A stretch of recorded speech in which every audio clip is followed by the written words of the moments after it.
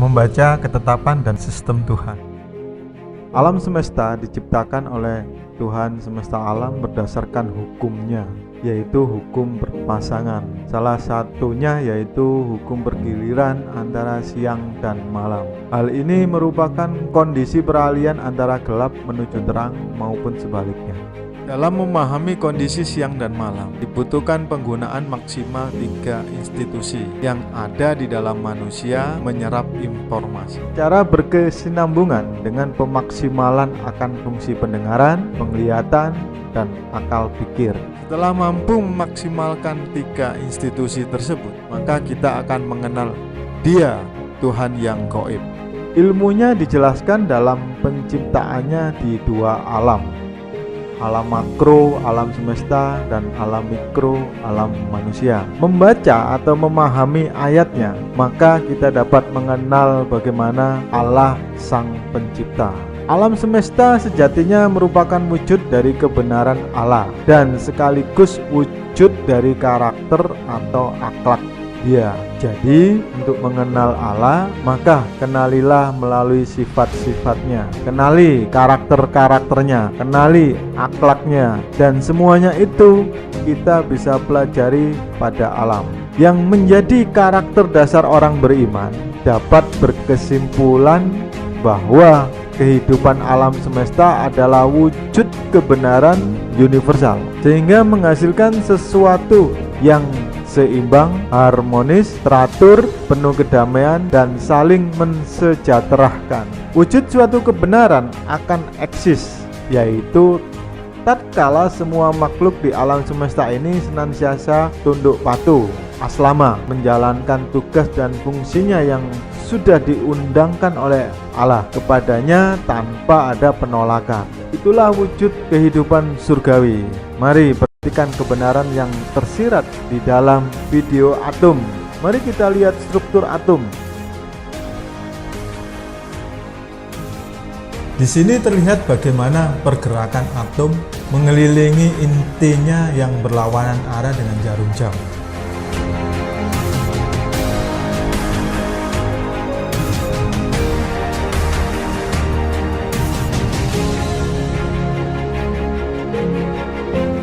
Proses DNA menjadi protein.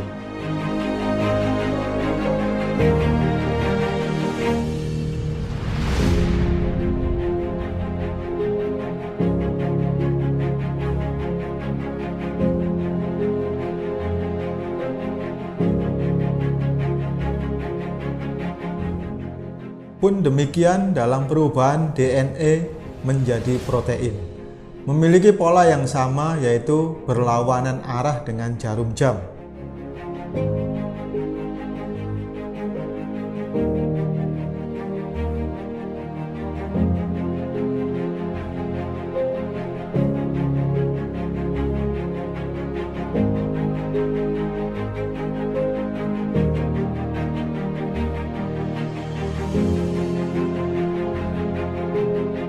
Video klorofil yang diambil secara langsung menunjukkan kloroplas bergerak di dalam sel daun tanaman air.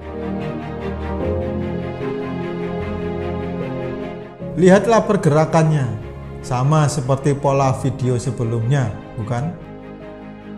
Selama siklus menstruasi, salah satu dari ovarium Anda menghasilkan sel telur yang melintasi organ untuk menuju posisinya, berjalan melawan arah dari jarum jam overwise clock.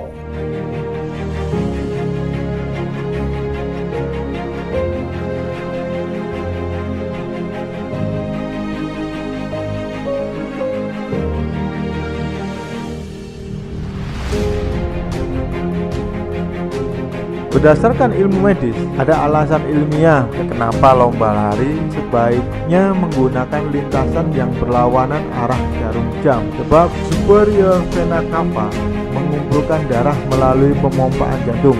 Nah, pembuluh ini membawa darah yang kaya akan karbon dioksida dari arah kiri ke kanan tubuh, sehingga saat lari berlawanan arah jarum jam ini bisa membantu proses pemompaan jantung tadi. Baliknya, jika berlari searah jarum jam, maka proses pemompaan jantung bisa terhambat. Dan demikianlah kami memperlihatkan kepada Ibrahim kekuasaan di langit dan di bumi, dan agar dia termasuk orang-orang yang yakin.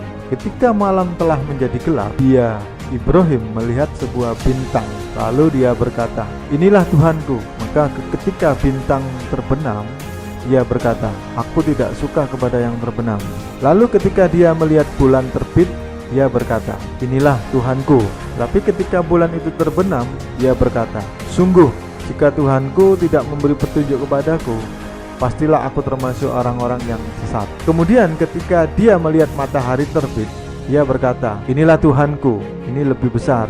Tapi ketika matahari terbenam, dia berkata, "Wahai kaumku, sungguh aku berlepas diri dari apa yang kamu persekutukan." Dari ayat yang tersirat tersebut, Abraham atau Ibrahim mengaplikasikannya dalam bentuk peribadatan.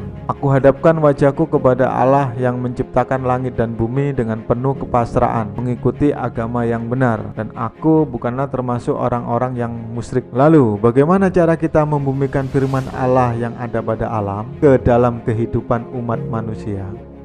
Amat dimungkinkan ini yang dimaksud firman dalam kalimat perintah Iqra, bacalah atas isme Robmu yang menciptakan. Baca ayat-ayat alam, ayat-ayat kaunia. Bacalah demi Robmu yang mulia. Baca firman Allah ayat kauliah. Bahwa kata membaca bukan diartikan membaca secara teori atau tulisan semata, namun membaca alam atau kondisi.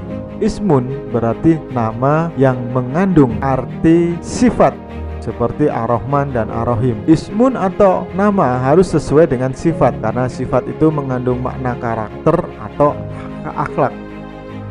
Pada akhirnya, ketika mampu memahami cara membaca dengan benar, maka kita dapat mengetahui petunjuk tentang bagaimana membangun suatu tatanan kehidupan masyarakat manusia kepada kehidupan surgawi, yakni suatu tatanan kehidupan yang damai sejahtera. Namun, sebelum kita mampu memahami dan membaca tentang kondisi tersebut, kita harus mengenal isme-isme atau wahyu-wahyu Allah yang diturunkan atau diajarkan kepada pembawa risalahnya yang telah dibukukan ke dalam kitab-kitab Tuhan yang tersurat sebagai konfirmasi kebenaran dari ayat-ayat yang tersirat pada alam semesta. Dari kumpulan video tadi, kita mendapat suatu pola yang sama akan ketunduk patuhan alam semesta terhadap apa yang diundangkan kepadanya, bahwa pola tersebut tidak pernah berubah. Ketunduk patuhan aslama, berserah diri, adalah suatu sistem yang dia ciptakan agar tidak ada kehancuran seperti yang difirmankan, yang menciptakan 7 langit berlapis-lapis. Jika akan kamu lihat sesuatu yang tidak seimbang pada ciptaan Tuhan yang Maha Pengasih, maka lihatlah sekali lagi. Adakah kamu lihat sesuatu yang cacat? Itulah Maha Pengasihnya. Dan langit telah ditinggikannya, dan dia ciptakan keseimbangan, selarasnya antara hukum dan ciptaan. Namun Ar-Rahman berkesepasangan dengan Ar-Rahim. Ar-Rahman terprorasi dalam alam. Ar-Rahim lebih ditujukan kepada ciptaannya yang bernama manusia. Sudahkah kita manusia seimbang seperti alam semesta, selarasnya antara hukum dan ciptaannya, layaknya alam yang telah tunduk patuh aslama? Adakah kita berkenan mempelajarinya?